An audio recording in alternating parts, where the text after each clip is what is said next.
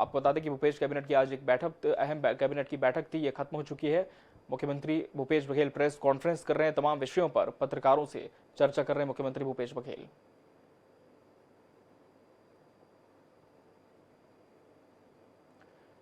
राजधानी रायपुर में मुख्यमंत्री भूपेश बघेल की अध्यक्षता में आज कैबिनेट की बैठक हुई थी और बैठक में कई अहम प्रस्तावों को मंजूरी मिली है। इसमें कुछ ऐसे भी प्रस्ताव हैं जो काफी वक्त से लंबित थे, कुछ योजनाएं जो सरकार की क्रियान्वित की जानी थी उन पर भी मंत्रणा हुई है, गहन चर्चा हुई है कैबिनेट मंत्रियों से।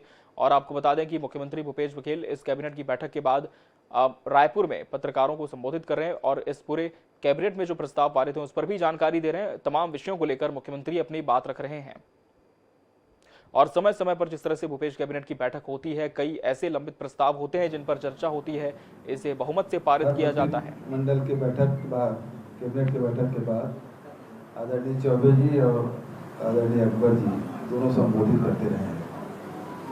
आज कुछ महत्वपूर्ण निर्णय हुए हैं तो मैंने कहा कि मैं भी इसमें शामिल हो जाता हूँ और कुछ बातें मैं कहूँगा, उसके बाद हमारे दोनों मंत्री आपसे बात करेंगे। पहली बात तो ये है कि लोगों की डिमांड भी थी, अनुसूचित जाति, जनजाति और अन्य पिछड़ा वर्ग, ये सारे डिपार्टमेंट एक ही हुआ करता था, अब इसे अलग अलग कर दिया गया है।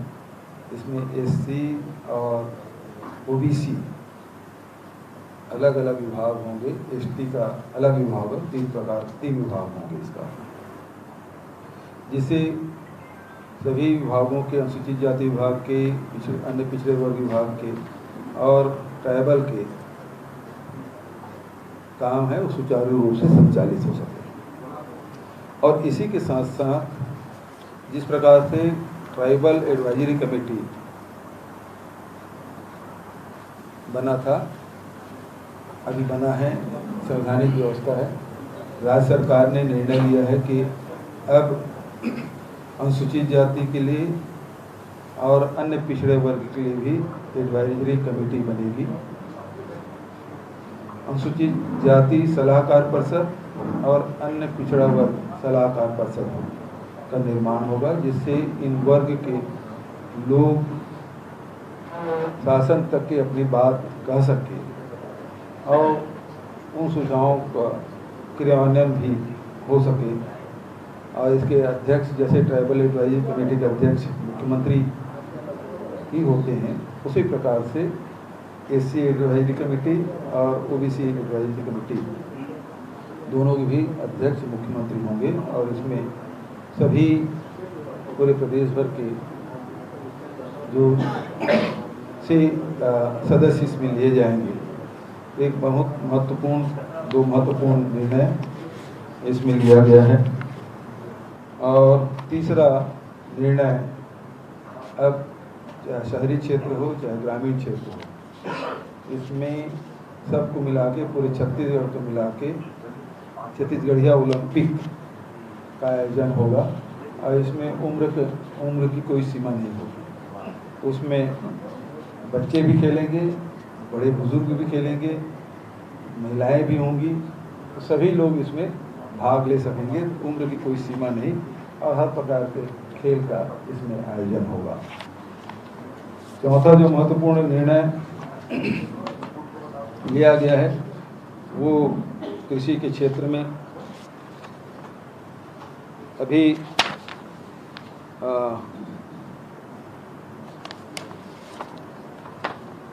कृषि के क्षेत्र में जो सहकारी बैंकों में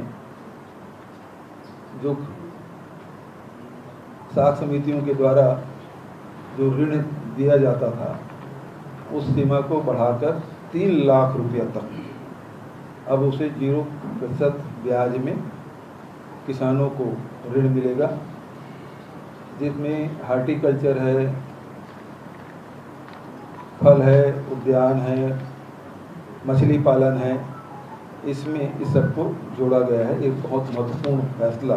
अभी तक के हम लोग उसकी सीमाएं कम थी, अब उसे बढ़ा के 3 लाख तक के कर दिया गया है। अलग अलग फल में, सब्जी में अलग अलग ऋण व्यवस्था होती थी, तो उसमें निश्चित सीमा रहता था कि जिसमें 0% ब्याज देते थे, अब उसे बढ़ा के 3 लाख तक की उस सीमा को बढ़ा दिया गया। एक और महत्वपूर्ण फैसला कि पूरे प्रदेश में अब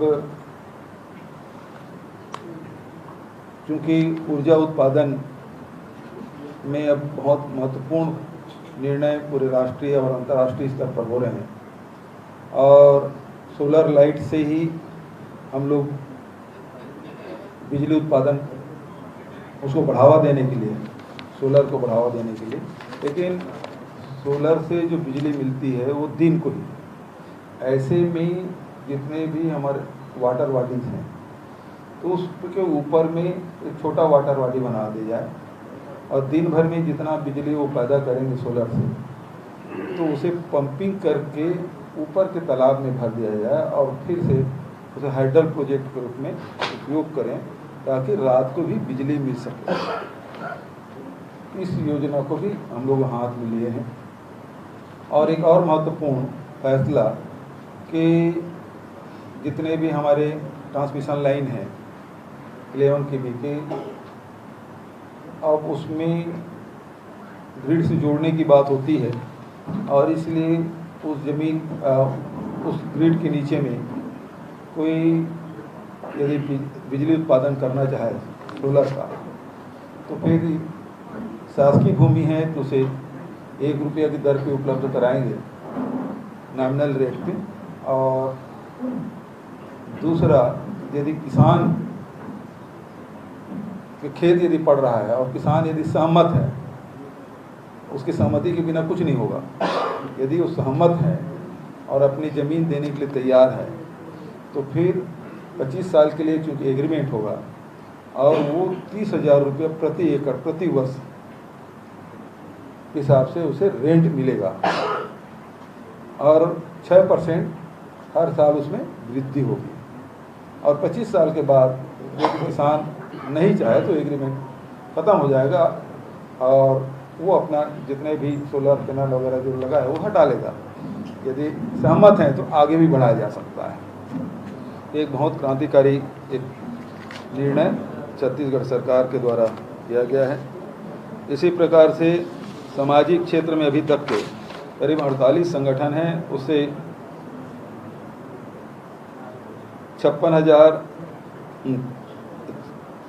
5,67,641 वर्ग फीट ज़मीन, जो लगभग हम लोग जो 10% के हिसाब से हम लोग सब्सिडी रेट में जो दिए हैं संगठनों को, 48 संगठनों को, उसकी कीमत करीब 13 करोड़ 70 लाख रुपए होता है और उसे मात्र 1 करोड़ 90 लाख रुपया में उस ज़मीन हम लोगों ने दिया है सामाजिक संगठनों को, ताकि वो भी शहर में अपना भवन बना सके।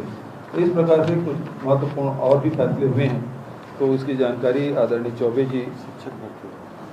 शिक्षक भर्ती की बात है, लगभग 12,000 कितना आंकड़े बताएं थोड़ा सा। 12,489 पद जो बस्तर और सरगुजा संभाग में रिक्त पड़े हैं, उसके भर्ती की अनुमति दे दी गई है, जो व्यापक से उसकी भर्ती की जाएगी। इस प्रकार के फैसले हुए हैं और विस्तार से कुछ जानकारी देना चाहें चौबे जी।